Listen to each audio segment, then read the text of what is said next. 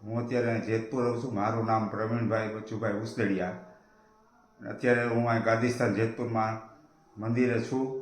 અને આજ 2010ની સાલમાં મારી દીકરી હેતલ એનું રાજકોટ એડમિશન લેવાનું હતું. અને એડમિશન લેવા ગયો ત્યારે એને બહુ ફેર ચડતા હતા. એને અમે હોસ્ટેલ ગોતી, જ્યાંથી 30 કિલોમીટર જવાનું હતું દૂર.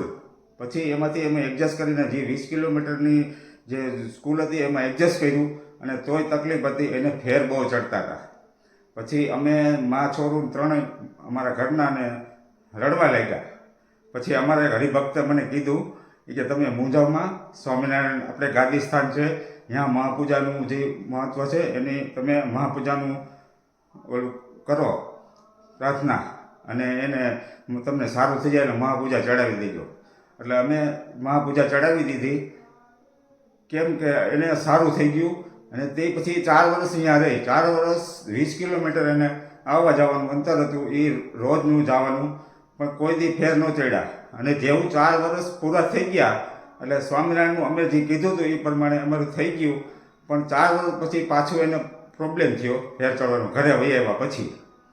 એટલે પાછી એમને માનતા કરીને અત્યારે બહુ સારું છે. મારી દીકરી અત્યારે સાસરે છે, કોઈ જાતનો પ્રોબ્લેમ નથી. જય સ્વામિનારાયણ.